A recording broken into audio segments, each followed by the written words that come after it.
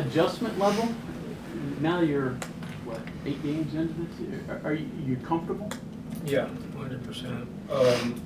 Excuse me. I've been comfortable since the first game, but as the season goes on, I just feel the confidence from my teammates, and especially from the coaching staff. I had a couple of bad shooting minutes in the first half. They're telling me stay aggressive, keep shooting, keep rolling, keep looking for your teammates. So I feel like I'm definitely comfortable now. Joe, I'm sure, going through the game live, you obviously get impressions and you have an idea of obviously what's going on. But watching Xavier again, the game on what were your anything change? I mean, was it worse than what it seemed? I mean, what did it look like the second time around? Yeah, it was definitely worse. I mean, it's a really good team, but I just felt like we beat ourselves. Yeah. We watched film, everybody watched it individually, and we watched it as a team yesterday. And, there's nothing that we can't change. We just had a couple mental lapses, on the defensive end and on the offensive end as well.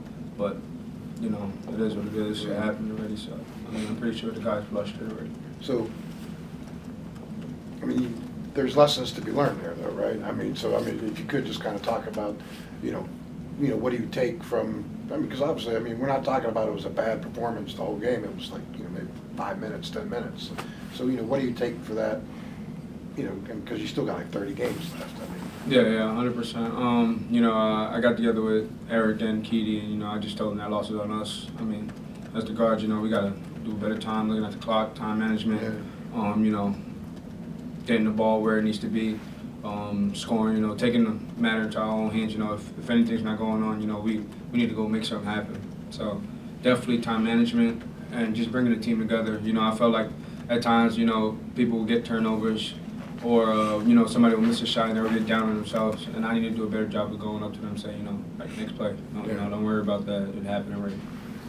How hard is it to take what you guys have done, guys in the Big 12, Big East, Big 10, Pac-12, Mobley Junior College, and put them all together? The styles of play that they've been used to playing is tough. It has to be an adjustment. Yeah, it's definitely an adjustment. I would say the Big 10 is, just as good as the Big 12 in my opinion. Obviously, I feel like there's definitely better players in the Big 12. They play harder, but I would say the Big 10 is not easy. It's not an easy conference either. So the transition for me wasn't really tough. And obviously we haven't started Big 12 play yet, but I just feel like I'm still ready for it. And I'm pretty sure the guys in the locker room feel like they're ready too.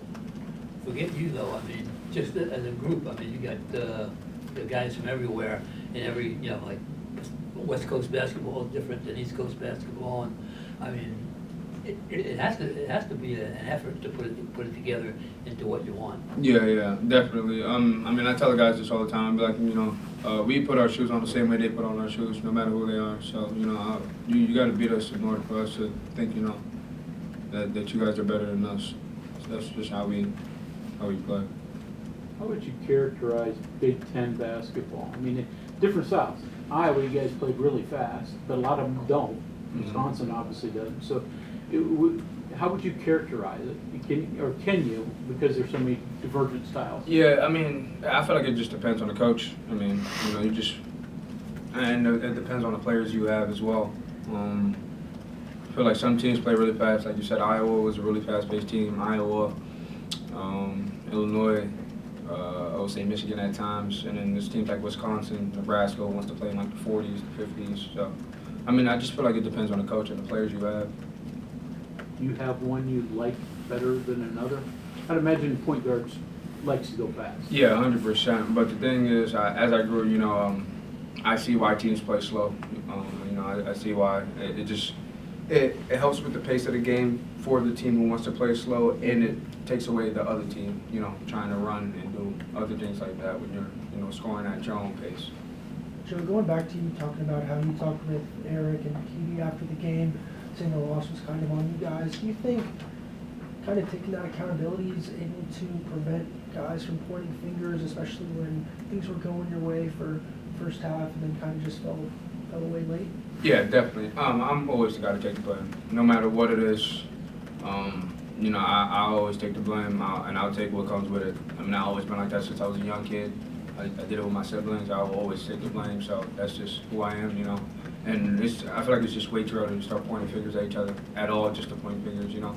And I tell people, if you want to point fingers, just point them at me. You know, I'll live with the arguments and the consequences. Like, I'll live with it, so. But, you know, there's no reason for us to point fingers. You know, we played well in the first half, in my opinion. Just had some mental lapses at the end of the game. And, you know, we learned from it. So hopefully it won't happen again. Joe, with your time in Iowa, did you guys ever play any of the service academies?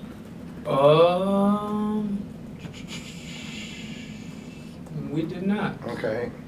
We But did not. It's been a long time for West Virginia, too. I mean, other than David Robinson went to school at Navy, what else have you guys learned about Navy? Pretty solid team, to be Yeah. honest with you. They're not bad. I remember they beat Virginia last year as well. I was watching that game when they beat Virginia. It's a solid team all around. You know, not going to speed them up. Very good coach. Very coachable, disciplined. You know, they're not going to do uncharacteristic things, and you know, they're not going to go off on their own. You know, try to go one-on-one with you. You know, they're going to stick to their team basketball. Is there anything like, I don't know if neat's the right word or not, but is there anything neat to play in a service academy, or is it just another game? No disrespect, it's just another game for me. Yeah, though. sure. You know, it's just a regular game right there at the office. Joe, what's the worst thing a sibling did that you took the rap for? Lied to my mother. Lied to my mom. How do you take the blame for that? Have not told him to lie to you. That's not happening in house here. Carolina coach. Bob last game was pretty upset afterwards about the drives to the middle and staying in front of guys. It sounds very easy to stay in front of them, but with how fast guys are and there's screens on both sides, they want to go to a certain spot. How hard is it to stay in front of people?